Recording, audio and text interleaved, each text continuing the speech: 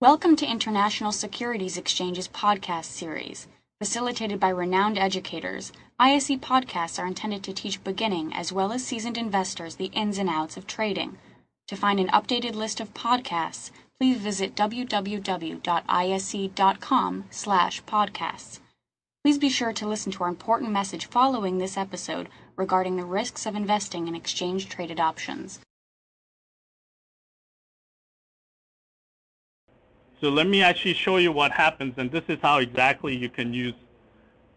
Up here you can see the dates, Steve, and here are the last 10 days basically surrounding the earnings event. And you can see the straddle. We actually priced the straddle, so you can see on the top left corner what the straddle was basically 5 days before earnings and 5 days after. So you can see. And this purple line is the front month expiration, and this yellow line is the second month expiration.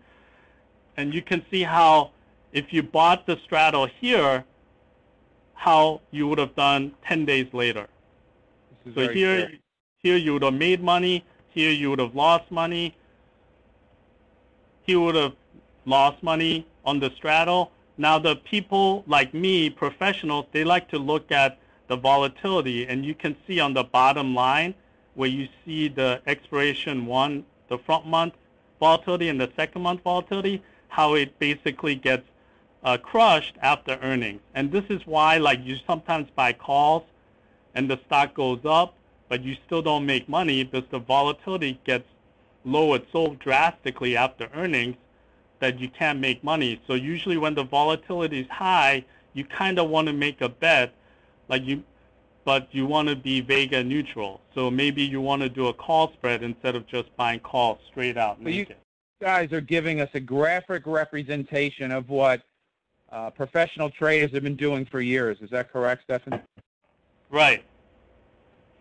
So basically this thing goes back up to 12 earnings cycles. So you can tell, back in January 30th of 2008, if you bought a straddle 5 days before Amazon's earning, that you would have lost.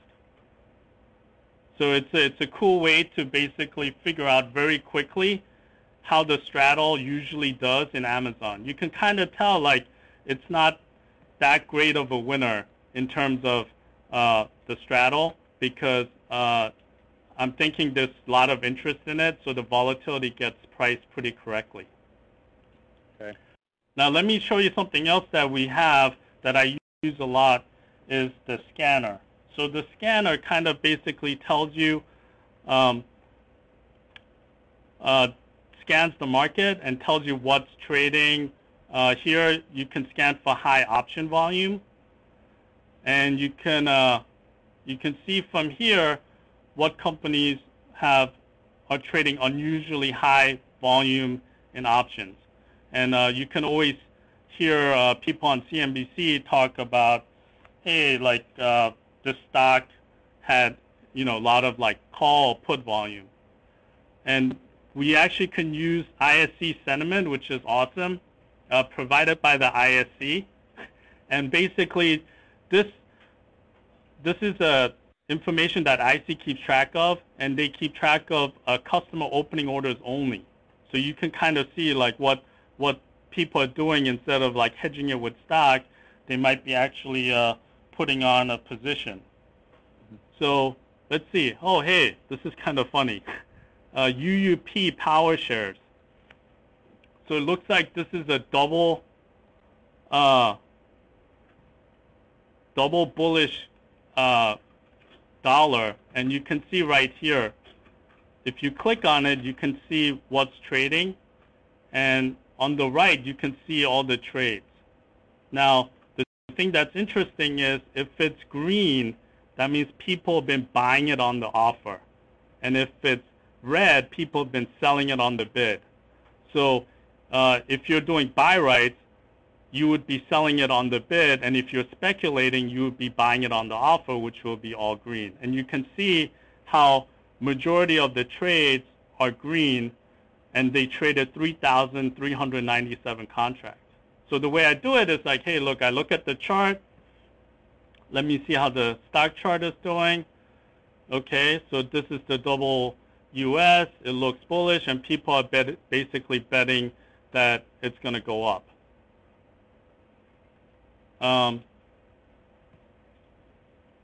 Another scan.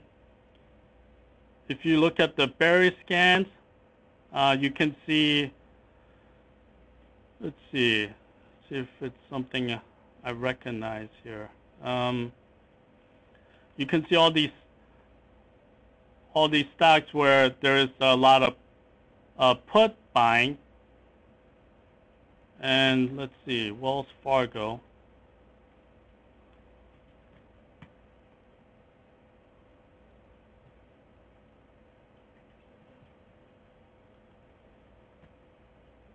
All right, so it looks like there's tremendous amount of puts being traded in Wells Fargo.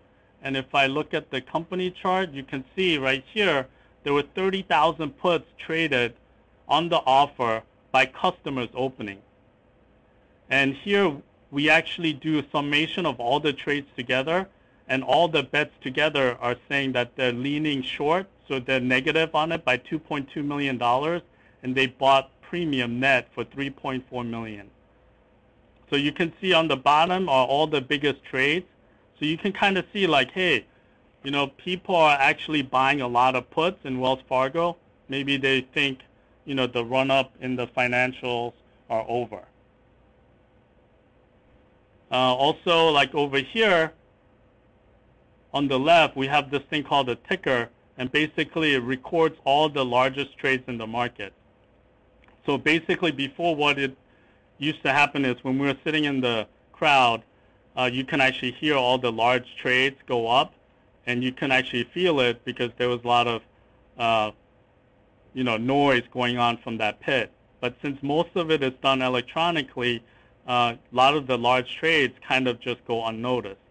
And basically what we did was build a system where you can keep track of the whole trade. So let's see if we can pick out something that's interesting. So let's see these. Looks like E-Trade, and you can see if I look at the company page, you see how it's all red here, and basically what people have been doing. Let me explain this real quick. This is the symbol, this is the strike, this is the quantity, price, where it's traded, whether it was a spread or regular trade. This was the market at the time, implied volatility at the time, and the underlying. So you can see this whole day, everyone was selling calls on E-Trade. So all the largest trades, they were basically selling calls. So you can kind of tell, like, oh, maybe the stock, you know, had its run, and it's, you know, it's not going to go up anymore since people are so confident in selling calls. Thank you for listening to our podcast. To find more podcasts on options, stocks, alternative markets, and market data, please visit www.ise.com/podcasts.